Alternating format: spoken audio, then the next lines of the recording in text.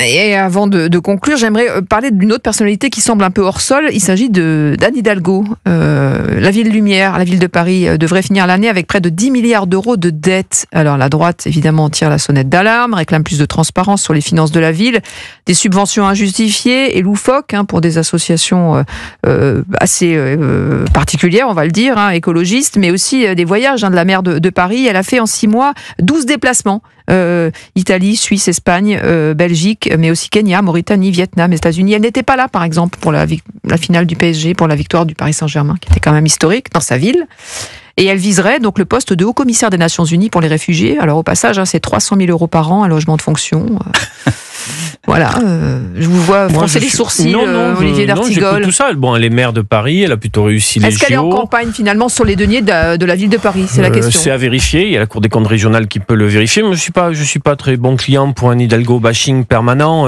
Elle cherche quand même un petit peu à se faire le bâton pour se faire battre. Elle a plutôt réussi les JO et elle n'était pas invitée par le PSG, ça n'expliquait, il y a un conflit concernant le Parc des Princes. Et après, bien évidemment que c'est la campagne des municipales à Paris qui est lancée. Donc ses opposants, bien évidemment, c'est de bonne guerre, pointent un certain nombre de dépenses, peut-être de dysfonctionnements. C'est à la Cour des comptes de le vérifier. C'est au groupe politique de l'opposition de Paris de peut-être aussi mettre sur la table un contre-projet. Parce que si la campagne de Paris, c'est simplement pour ou contre Anne Hidalgo alors qu'elle s'en va, je trouve que ça a manqué de sel. Et je rappelle que ce poste est vacant au 31 décembre 2025 et que normalement les élections municipales ne sont qu'au mois de mai.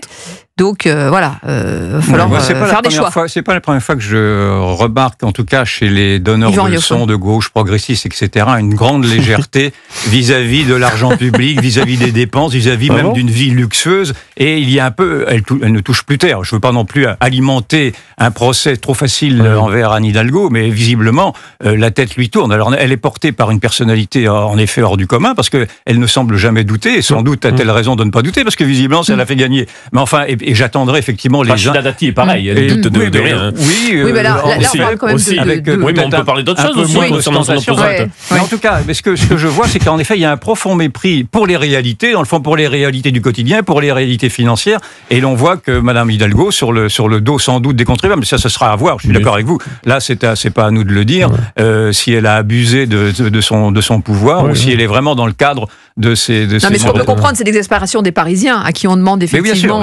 Je fais partie de ces Parisiens exaspérés par Anne Hidalgo, mais depuis longtemps. Donc, mon exaspération a été moussée parce que ça fait maintenant des années que je pourrais radoter sur un. Ils auront la possibilité de le dire. Il y a les élections municipales qui approchent. Oui, bien sûr.